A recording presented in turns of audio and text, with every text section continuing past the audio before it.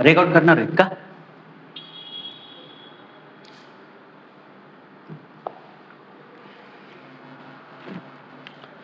चला, राज्य आपला सध्याची जी कंबाईनची एक्झाम आहे ग्रुप सी, आपण सध्याला फोकस करणार आहे ग्रुप सीचा, बरोबर. तर ग्रुप सीच्या एक्झाम मध्ये आपल्याला आता नवीनच नेमकं आपण तलाठीची एक्झाम जी आहे, सरळ सेवेच्या ज्या परीक्षा आहेत त्या आलेल्या आहेत आपल्या ग्रुप सी मध्ये, बरोबर. आणि हे आता एमपीएससी एक्झाम येणार आहे.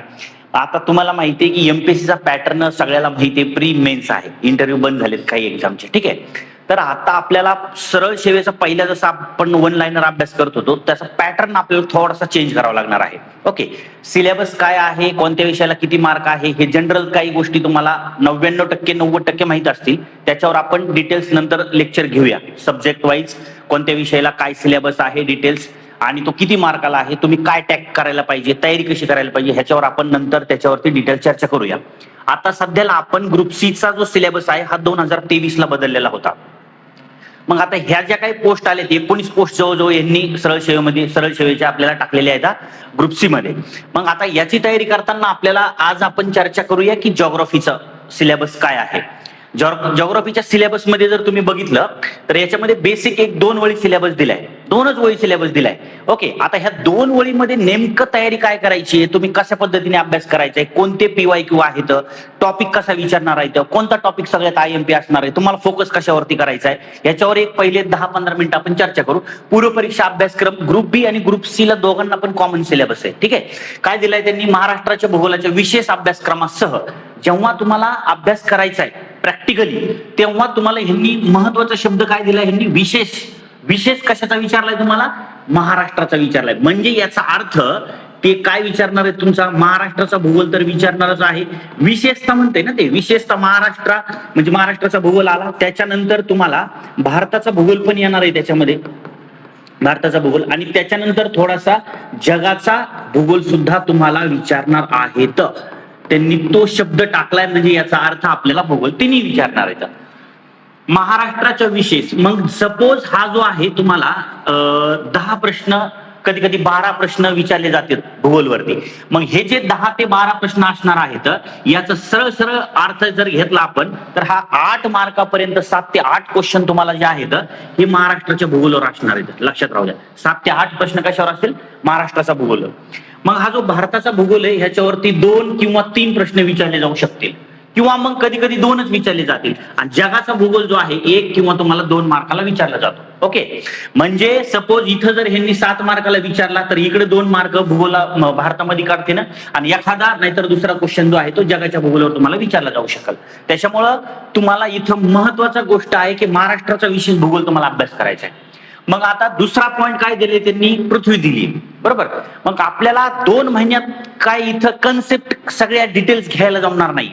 आता फास्ट ट्रॅक आपण बॅच टाकतोय याचा म्हणजे सरळ अर्थ काय आहे की रिव्हिजन बॅच, बरोबर. याच्यात असं गृहीत धरलं जाईल की तुम्हाला तुमचं मागं अभ्यास झालेला आहे आणि आता तुम्हाला एक्झाम ओरिएंटेड जायचं आहे. त्या टॉपिक नुसार त्या घटकाचा आपण थोडासा बेसिक किंवा कन्सेप्ट आपण बघणार आहे, त्यात काही विषय नाही, पण असा गृहीत धरायचा आहे त्यांनी. मग आता पृथ्वी यांनी विचारली आहे, मग पृथ्वीवरती तुम्हाला बेसिक क्वेश्चन माहिती विचारते ना. मग पृथ्वी हा कुणाचा भाग आहे, तर सूर्यमालेचा भाग आहे, कारण पृथ्वी हा एक ग्रह आहे, बरोबर ना. हा पृथ्वी जर हा ग्रह असेल मग हा ग्रह कुणाचा भाग आहे, सूर्यमालेचा भाग आहे, बरोबर. मग सूर्यमाला बघायला पाहिजे, सूर्यमालाचा बेसिक पॉइंट तुम्हाला माहिती पाहिजे. सूर्य कुणाचा भाग आहे, तर आकाशगंगाचा भाग आहे, आकाशगंगा गॅलेक्सीचा भाग आहे, बरोबर ना. मग गॅलेक्सी म्हणजे काय, बरोबर ना. गॅलेक्सी हा कुणाचा भाग आहे, तर दीर्घिकेचा भाग आहे, दीर्घिका. आणि दीर्घिका कुणाचा भाग आहे, तर तो आहे ब्रह्मांडाचा. ब्रह्मांड म्हणजे काय आहे, तर युनिव्हर्स. आणि ब्रह्मांडाला मराठीमध्ये म्हणायचे विश्व. पण एक नीट लक्षात ठेवा, विश्व म्हणजे जग नाही इथं अर्थ. विश्व आपण काय म्हणतोय, विश्व म्हणजे वर्ल्ड म्हणजे जग, तर तसा नाही. एक क्वेश्चन तुम्हाला विचारलेला होता, हा सरळ सेवेचाच एक्झाम आहे. त्यांनी काय क्वेश्चन विचारलेला होता की अवकाशातील खगोलीय पिंड,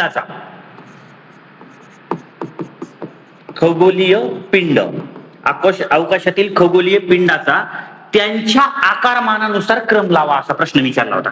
कशानुसार विचारलाय, आकारमान. आकारमानानुसार त्यांनी क्रम विचारला होता. त्यात ऑप्शन काय दिलेलं होतं? पहिलं ऑप्शन दिलेलं होतं पृथ्वी. ओके, दुसरं काय दिलेलं होतं? दीर्घिका. त्याच्यानंतर तिसरं जे होतं, तिसरं ऑप्शन होतं तुम्हाला आकाशगंगा. आकाशगंगा.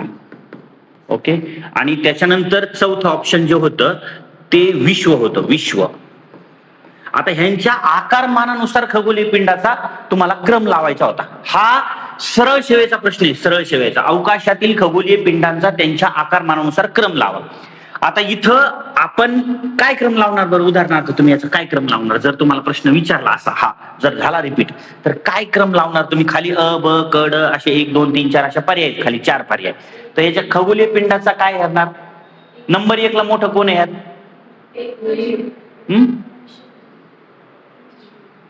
एक नंबरला पृथ्वी. हा, 1 म्हणजे 1, 3, 2 आणि 4 हा एक क्रम आहे. ठीक आहे, अजून तुमचं सांगा बरं, दोघींचा तुमचा काय क्रम आहे? यांनी हे सांगितलंय कोणता? 1 3 2 4. तुमचा काय क्रम आहे? पृथ्वी म्हणजे हाच आहे तुझा. विश्व 1 नंबरला म्हणजे 4 नंबर. हा, कॉमा बरोबर आहे. हा, चला पुढं. त्याच्यानंतर दीर्घिका बरोबर. त्याच्यानंतर आकाशगंगा आणि हा, हे बघा मी आता सांगितलं ना, हे सगळ्यात मोठं काय? ब्रह्मांड आहे. बरोबर ना? सगळ्यात मोठं काय? ब्रह्मांड म्हणजे युनिव्हर्स. युनिव्हर्स जर सगळ्यात मोठा असेल, इकडे लक्ष द्या. सूर्यमाला आहे ना आपली, सूर्यमाला. सूर्यमाला समज इथं जर एखादं जर आपण ऑप्शन जर स्किप केलं, समज आपण दीर्घिका ऑप्शन स्किप केलं, इथं जर सूर्यमाला टाकलं, सूर्यमाला, आता काय क्रम असेल बरं? विश्वला विश्व 1 नंबर राहणार आहे. 2 नंबरला कोण राहणार आहे? आकाशगंगा राहणार आहे. 3 नंबरला दीर्घिकेच्या ऐवजी काय येणार आहे? सूर्यमाला. आणि सूर्यमालाच्या नंतर हाच क्रम राहणार आहे, तो पहिलीकडचा. आता इकडे लक्ष द्या, सिंपल गोष्ट. तुम्ही संध्याकाळी ज्यावेळेस गच्चीवर जाता तेव्हा तुम्हाला फक्त अंधारात चमकणारे तारे दिसतील, ह्याच्या व्यतिरिक्त काय दिसतंय का? नाहीये. तर आता एक तर सिंपल बघून घ्या, हे विश्व कसं बनलं लक्षात घ्या. याच्यामध्ये ही जी सूर्यमाला आहे आपली, सूर्यमाला, आकाशगंगाचा जो आकार आहे, उदाहरणार्थ आपली आकाशगंगा जो आहे ही अशा टाईपची असते. ओके, ही आकाशगंगा आहे. आपल्या आकाशगंगेचं नाव काय? आपल्याला प्रश्न विचारते. आपल्या आकाशगंगेचं म्हणजे हजारो करोडो ज्यावेळेस सूर्यमाला एकत्रित येते, काय म्हणतोय मी? हजारो करोडो सूर्यमाला एकत्रित येते तेव्हा एक आकाशगंगा तयार होतीये. एक म्हणजे याचा अर्थ या हजारो आकाशगंगा आहेत. अशा हजारो आकाशगंगा एकत्रित आल्या तर एक दीर्घिका तयार होते. हजारो आकाशगंगा मिळून काय तयार होते? एक दीर्घिका. आणि करोडो दीर्घिका एकत्रित येऊन तयार काय होते? विश्व म्हणजे युनिव्हर्स. म्हणजे सगळ्यात मोठं काय? युनिव्हर्स आहे.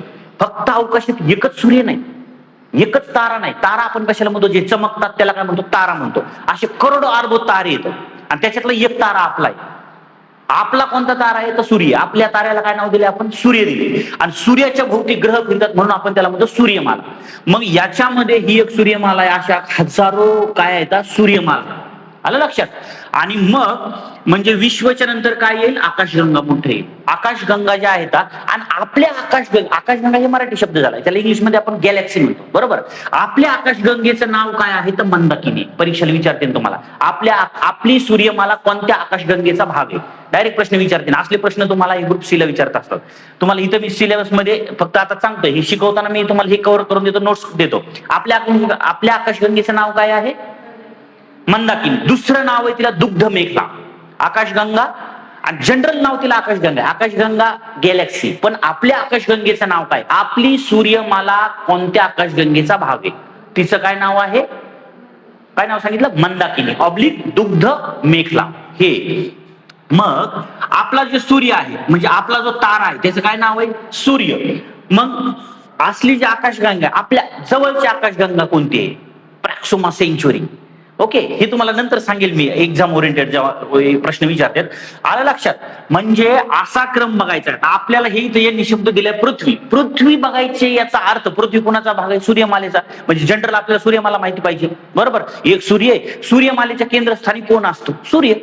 सूर्याच्या भोवती वर्तुळाकार कक्षेमध्ये ग्रह फिरतात ना, म्हणजे सूर्यमालेच्या केंद्रस्थानी कोण असतं? सूर्य. सूर्याच्या विशिष्ट कक्षामध्ये तुम्हाला ग्रह फिरत असतात. किती ग्रह आहेत मग आता 2026 नुसार एकूण सूर्यमालेमध्ये किती ग्रह आहेत? 8 ग्रह आहेत. पहिले 9 होते, बरोबर ना. प्लुटो जो आहे, प्लुटो 2006 ला याला ग्रहाचा दर्जा देऊन का कॅन्सल केला? का कॅन्सल केला?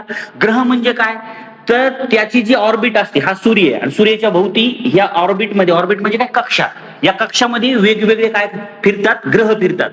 मग ह्या ग्रहाला एक विशिष्ट मर्यादा असते.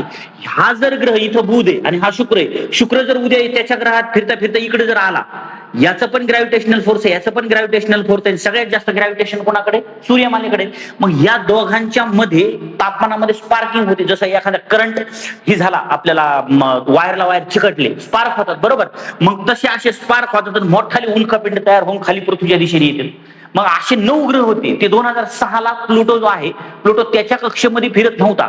ते सूर्याभोवती, म्हणजे त्याच्या सूर्याभोवती फिरता फिरता ते दुसऱ्याच ग्रहाच्या भोवती फिरायला लागला, म्हणून त्याला ग्रहाचा दर्जा कॅन्सल करून टाकला, त्याला बटू ग्रहाचा दर्जा देऊन टाकला. ओके. मग आपल्याला सूर्य म्हणजे काय पण माहिती पाहिजे का? बरोबर नाही, सूर्य मला माहिती पाहिजे. मग अंतर्ग्रह बाह्यग्रह म्हणजे काय हे माहिती पाहिजे आपल्याला. आता सिंपल आहे, एक छोटा बिंदू होता. आता ही ब्रह्मांडाची निर्मिती, आता हे ब्रह्मांड आलंय म्हणल्याच्या नंतर ब्रह्मांडाची निर्मिती कशी झाली हे बी विचारते ना आपल्याला. विश्वाची निर्मिती कशी झाली, ब्रह्मांडाची निर्मिती कशी झाली, तर हे 2014 ला कळलंय की ब्रह्मांडाची निर्मिती कशी झाली नेमकं. याच्यावर जगातले सगळे शास्त्रज्ञ एकत्रित आले आणि त्याचे 2 गट पडले, भारतीय शास्त्रज्ञ एकीकडे आणि अख्ख्या जगातले शास्त्रज्ञ एकीकडे. हे म्हणले की विश्वाची निर्मिती कुठून कशी झालेली, आणि याच्यावर हजारो वर्ष संशोधन चालू होतं. तर ते 2014 ला त्याचा निकाल आला. आणि जगातले सगळे जे शास्त्रज्ञ होते ते काय म्हणत होते, ही जी पृथ्वी आहे एक मोठा पिंड होता, मोठा गोळा होता आणि त्याच्यामध्ये मोठा विस्फोट झाला. भारतीय शास्त्रज्ञ काय म्हणत होते, मोठा पिंड नव्हता, छोटा बिंदू होता. भारतीय शास्त्रज्ञ छोट्या बिंदूमध्ये मोठा स्फोट झाला. आणि या ब्रह्मांडाच्या निर्मितीच्या संदर्भात एक थेअरी आहे, त्याचं नाव आहे बिग बँग थेअरी. काय नाव आहे? Big bang theory. याला म्हणजे बिग बँग थेअरी. बिग म्हणजे मोठा, बँग म्हणजे विस्फोट. असा मोठा विस्फोट झाला आणि त्याचा रिझल्ट आला 2014 मध्ये, आणि रिझल्ट लागला भारतीय शास्त्रज्ञाच्या होते. ते म्हणले छोट्या बिंदूमध्ये स्फोट झाला. आता हा जो छोटा बिंदू जो होता, हा छोटा बिंदूमध्ये सगळ्यात 3 महत्वाच्या गोष्टी होत्या. याच्यामध्ये, या छोट्या बिंदूमध्ये काय होतं, प्रचंड प्रमाणामध्ये तापमान होतं. काय होतं? तापमान, टेम्परेचर, भयानक टेम्परेचर होतं एका छोट्या बिंदूमध्ये. त्याच्यानंतर त्याच्यामध्ये ग्रॅव्हिटेशनल फोर्स इतकं भयानक होतं, आणि त्याच्यानंतर त्याच्यामध्ये डेन्सिटी म्हणजे काय, त्याला म्हणतो आपण घनता. या 3 मोठ्या प्रमाणामध्ये गोष्टी एका छोट्या बिंदूत राहिल्या नाही, म्हणून त्यांच्यामध्ये काय झाला, बिग बँग झाला, मोठा विस्फोट झाला. आणि विस्फोट झाला तर याच्यामध्ये टेम्परेचर, तापमान असल्यामुळे काही काळ अवकाशामध्ये सगळा उजेड झाला, लाईट चमकली. 3 मिनिटाच्या नंतर ती लाईट बंद झाली, पूर्णपणे डार्क मॅटर तयार झालं, म्हणजे पूर्ण अंधार झाला. याच्यातून सगळ्यात महत्वाची गोष्ट काय पडली, डस्ट पार्टिकल बाहेर पडले, धुळीचे कण बाहेर पडले. हे छोटा बिंदू आहे, हे छोटा जरी गोळा असला तर त्याचा स्फोट झाल्याच्या नंतर त्याच्यातून धुळीचे कण बाहेर पडतील. म्हणजे सगळ्यात महत्वाचं काय, धुळीचे कण बाहेर पडले. त्याच्यानंतर प्रकाश तर बाहेर पडलेलाच आहे. ओके, प्रकाश, लाईट आहे त्याच्यामुळे प्रकाश बाहेर पडला, धुळीचे कण बाहेर पडले. आणि त्याच्यामध्ये काय होतं, गुरुत्वाकर्षण होतं, बरोबर. मग मला सांगा, एखादं चुंबक आहे, त्याला जर आपण दगडाने फोडलं आणि बारीक बारीक चुरे तयार केले, तर ते लोखंडाकडे खेचले जातील का? हो. त्याची प्रॉपर्टी चेंज होणार का? नाही चेंज होणार, ते लोखंडाकडे खेचले जातील. मग तसं ह्याच्यामध्ये, छोट्या बिंदूमध्ये जर ग्रॅव्हिटेशनल फोर्स असेल, ह्याच्यापासून छोटे छोटे कण तयार झाले, त्याच्यामध्ये ग्रॅव्हिटेशनल फोर्स असेल का? नाही. मग हे वातावरणामध्ये सगळं गुरुत्वाकर्षण, छोटे छोटे कण जे आहेत ते फिरायला लागलं. त्याच्यानंतर धुळीचे कण फिरायला लागले आणि याच्यातून वेगवेगळे काय बाहेर पडले, वायू बाहेर पडले. याच्यातला महत्वाचा वायू होता हायड्रोजन. कोणता होता? हायड्रोजन. आणि मग हे सगळे वातावरणात कितीतरी वर्षापर्यंत धुळीचं कण आणि हे फिरायला लागले. पण त्या धुळीच्या कणामध्ये काय होतं, ग्रॅव्हिटेशनल फोर्स होता का? नाही. मग हे धुळीचे कण फिरता फिरता या अवकाशामध्ये फिरत असताना, हे जर धुळीचे कण जे आहेत हे वातावरणामध्ये, अवकाशामध्ये फिरतील, हे कधी ना कधी एकमेकांच्या समोर आले असतील का? नाही. वातावरण फिरतेत म्हणल्याच्या नंतर ते धुळीचे कण एकमेकावर आदळले आणि हे एकमेकाच्या समोर आले म्हणजे त्याच्यापासून गोळे तयार झाले. का गोळे तयार झाले? एकमेकाला ते कण चिकटले ना, त्याच्यामध्ये ग्रॅव्हिटेशनल फोर्स असल्यामुळं एकमेकाला चिकटले, अट्रॅक्ट झाले आणि याच्यापासून सुरुवातीच्या काळामध्ये एक गोळा तयार झाला, याला म्हणतात हायड्रोजन वायूचा गोळा. सुरुवातीला काय झाला? हायड्रोजन वायूचा गोळा झाला. याला शास्त्रज्ञाने नाव दिलं नेबुला. काय नाव दिलंय? नेबुला. इथं प्रश्न आपल्याला विचारते एमपीएससी, कोणा नाव दिलंय? नेबुला. आणि या नेबुला पासून नंतर असे अनेक मोठे मोठे काय झाले? गोळे तयार झाले. या सगळ्या गोळ्यामध्ये तापमान आहे, घनता पण आहे आणि त्याच्यानंतर काय आहे? तुमच्याकडे प्रकाश पण आहे. मग हे गोळे जे आहेत याला म्हणतो आपण स्टार. नंतर हे काय झाले? ते एकमेकापासून, आता हे पण स्टार पण कसे झाले? तर हे जे गोळे आहेत ना, हे गोळे एवढे मोठे बनले की ते गोळे आता एकमेकापासून जात असताना घर्षण व्हायला लागले आणि एकमेकावर धडकायला लागले. या गोळ्यातून म्हणजे या नेबुला मधून हायड्रोजन वायूच्या गोळ्यातून धडकून त्यांच्यामधून जे पार्टिकल बाहेर पडले ते कालांतराने झाले स्टार. काय तयार झाले? स्टार. ताऱ्यांची निर्मिती झाली. म्हणजे सुरुवातीला कशाची निर्मिती झाली? ताऱ्यांची निर्मिती झाली. असे करोडो अरबो तारे तुम्हाला वातावरणामध्ये फिरायला लागले आणि डस्ट पार्टिकल वातावरणातलं धुळीचे कण संपले होते का? नाही संपले. धुळीचे कण संपले नव्हते अजून, ते वातावरणामध्ये फिरतच होते. मग तारे जे आहेत, मग आता हे धुळीच्या कणापेक्षा हे जे तारे येतं याचं ग्रॅव्हिटेशनल जास्त असेल का नाही? मोठा झाला म्हणल्यानंतर मग हे अशा ताऱ्याभोवती हे धुळीचे कण काय करायला लागले? फिरायला लागले. कारण का त्याच्या ग्रॅव्हिटेशनल फोर्समुळे त्याला ओढून घ्यायला लागले आणि मग अशा सूर्यमाला तयार झाल्यात. अशा करोडो अरबो सूर्यमाला तयार झाल्यात. मग ही एका ताऱ्याची ही सूर्यमाला, ह्या ताऱ्याची ही सूर्यमाला, ह्या ताऱ्याची ही सूर्यमाला आणि त्याच्यातलाच एक आपला एक तारा तयार झाला. आलं लक्षात? आणि मग ह्या ताऱ्याभोवती हे जे धुळीचे कण आहेत हे फिरायला लागले. तुम्ही आजही बघा, मी तुम्हाला इथं बाहेर पडताना काय सांगितलंय? पहिला पॉइंट वायू आणि त्याच्यानंतर काय पडले? धुळीचे कण. आजचे ग्रह जे आहेत ना हे दोन अवस्थेत आहेत. आंतरग्रह जे ते स्थायू अवस्थेत आहेत आणि बाह्य ग्रह हे वायू अवस्थेत आहेत. म्हणून हे जे बाहेर पडलंय याच्यापासून काय याची निर्मिती झाली आहे? ग्रहांची. मग हे धुळीचे कण जे आहेत आणि स्थायू पदार्थ आहेत ह्याच्यापासून काही वायू गोळे नुसते फिरायला लागले आणि काही सॉलिड स्टेट मध्ये जे आहेत त्याच्यापासून काही गोळे तयार झाले. म्हणून यांच्यापासून कालांतराने काय निर्माण झाले? तर ग्रह निर्माण झाले. आलं लक्षात? मग हे ग्रह काय करायला लागले? पृथ्वीभोवती सूर्यमालेभोवती काय करायला फिरायला लागले. आता ते ग्रह बनताना त्याच्यात काय मशीन आहे काय लगेच हे फाट फाट फाट फाट ग्रह बाहेर निघलेत? नाही. हे वातावरणात नॅचरली तयार झाले. मग एक एक गोळा सेम आकाराचा असेल का? म्हणून सूर्यमालेत किती ग्रह आहेत? 8 ग्रह आहेत आणि 8 ग्रहाचा एकाचा बी आकार सारखा नाही. सगळ्यात छोटा आकार कोणाचा आहे? बुधचा आहे. सूर्याच्या सगळ्यात जवळचा कोण आहे? बुध आहे. त्याच्यानंतर कोण आहे? शुक्र. त्याच्यानंतर पृथ्वी. त्याच्यानंतर मंगळ. बरोबर. त्याच्यानंतर गुरु. पण गुरुचा आकार सगळ्यात मोठा आहे. आकारमानानुसार जर विचारलं तुम्हाला, आता हा सगळ्यात आयएमपी प्रश्न असतो. आपल्याला प्रश्न विचारले सूर्यमालेतील ग्रहांचा त्यांच्या आकारमानानुसार क्रम लाव. गुरु सगळ्यात मोठा. पृथ्वीवरती सगळ्यात कोण मोठा आहे? गुरु. तर गुरुच ग्रह आपल्याला आकारमानानुसार मोठा ठेवायचा. चुकून देऊ नका. सगळ्यात मोठा कोण आहे? गुरु. ओके. आता 3 सगळ्यात महत्वाचे प्रश्न लक्षात राहू द्या. सूर्यमालेच्या संदर्भातले 3 महत्वाचे. आकारमानानुसार ग्रहांचा क्रम विचारते तेव्हा पहिल्या नंबरला कोणता घ्यायचा? गुरु. आणि सगळ्यात छोटा घ्यायचा बुध. दुसरा क्रम काय विचारते? सूर्यापासून अंतरानुसार. सूर्यापासून म्हणजे सूर्य जर इथं असेल तर इथं हे जे ग्रह आहेत हे अंतरानुसार पहिल्या नंबर पासून शेवटपर्यंत कोण आहे? तर बुध सगळ्यात पहिला आहे. सूर्यापासून सगळ्यात जवळचा कोण आहे? बुध आहे. आता इकडे लक्ष द्या. सिंपल. हा आपला सूर्य आहे, इथं बुध आहे. बरोबर. हा शुक्र आहे, हा पृथ्वी आहे. बरोबर. आणि हा काय? मंगळ आहे. हा झाले 4 ग्रह. 4 ग्रह संपले की इथं अशा उरलेले जे डस्ट पार्टिकल आहेत त्याचे ते ग्रह होता होता राहिले त्याला म्हणायचं लघुग्रहाचा पट्टा. काय म्हणायचा? लघुग्रहाचा पट्टा. आणि त्याच्या पलीकडे मग मोठा कोण आलाय? गुरु. त्याच्यानंतर शनी, त्याच्यानंतर युरेनस, त्याच्यानंतर नेपच्यून. हे झाले 8 ग्रह. आता बघा, हा सूर्य. सूर्याच्या भोवती ह्या बघा ही ह्याची कक्षा आहे. बरोबर. ही काय आहे? ह्याची कक्षा. ह्याची ही कक्षा आली, ह्याची ही कक्षा आली. मला सांगा सूर्याच्या भोवती सगळ्यात अगोदर एक चक्कर कोण मारित असेल? बुध. कारण सूर्याचे एकदम जवळ आहे ना, त्याचा ऑर्बिट कसं आहे? छोटे. ते पटकन एक चक्कर मारून येते सूर्याभोवती. मग तुम्हाला प्रश्न विचारते परिवलन काळ आणि परिभ्रमण काळ. परिवलन म्हणजे काय? बघा आता माझ्या मध्ये मी काय करतोय? स्वतः भोवती फिरतो, याला काय म्हणायचं? परिवलन, रोटेशनल मोशन.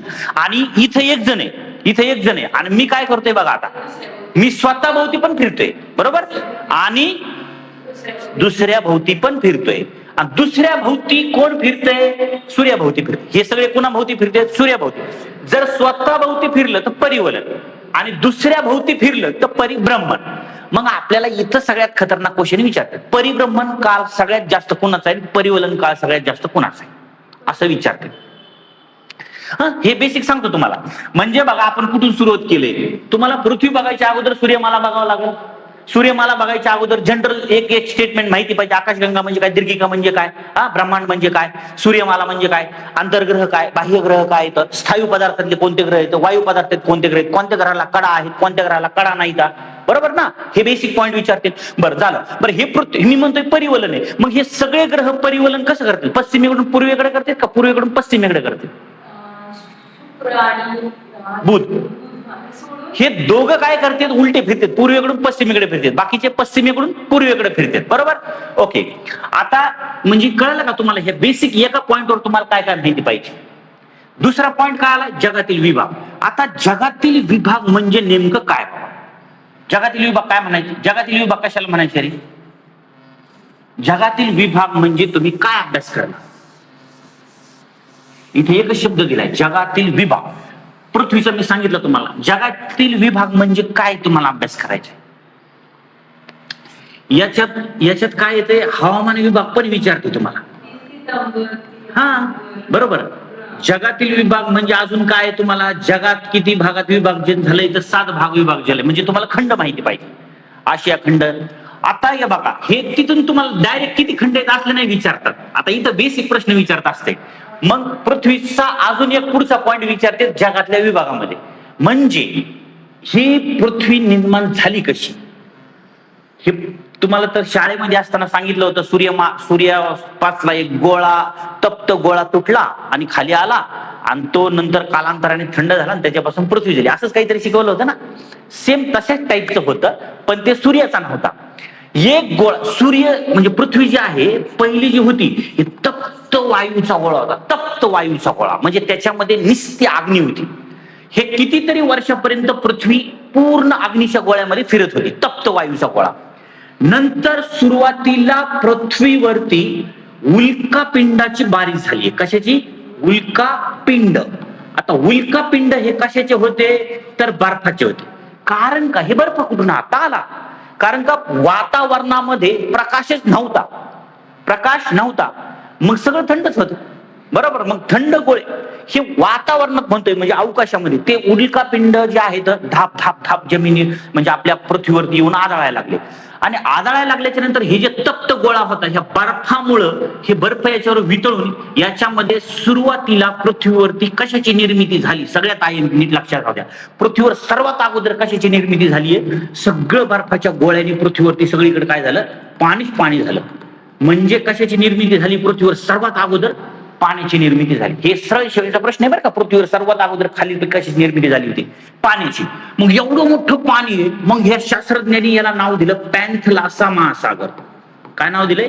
पॅन्थलासा महासागर. आता हे आपल्याला कुणी सांगितलं? तर आपल्याला वेगनरनी सांगितलं. हे वेगनर एक शास्त्रज्ञ होता, यांनी 1912 मध्ये भूखंड वहनाचा सिद्धांत मांडला, आणि तेव्हा आपल्याला कळतं की पृथ्वी अशी निर्माण झाली. कुणी सांगितलंय? Wegener, Alfred Wegener. Alfred Wegener 1912 मध्ये एक सिद्धांत मांडला होता. त्यांनी कोणता मांडला होता? भूखंड वहन सिद्धांत. बर, हे काय म्हणला की पृथ्वीवरती सुरुवातीला काय झालं? महासागराची निर्मिती झाली. मग या बाबूने ह्याला नाव काय दिलंय? पॅन्थलासा महासागर.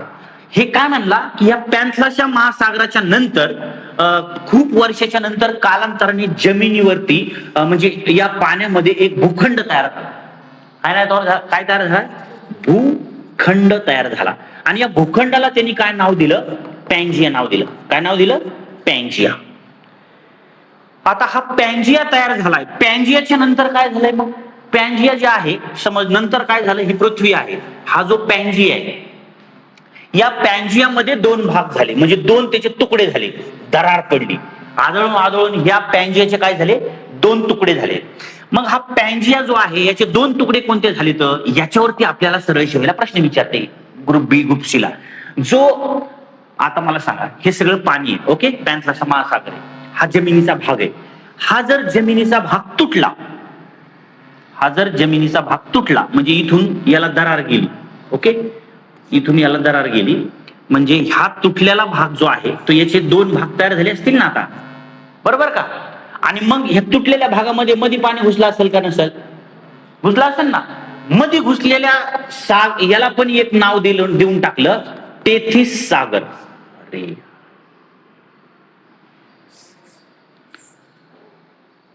जोडलंच नाही नीट. बरं, तो जो मधला पॅन्जिया होता त्याच्यामध्ये काय झालंय, दरार पडली, ते तुटला आणि त्यांच्यामध्ये मध्ये पाणी घुसलंय. मग मध्ये पाणी घुसल्याच्या नंतर त्याला काहीतरी नाव द्यावं लागेल, म्हणून त्याला काय नाव दिलं,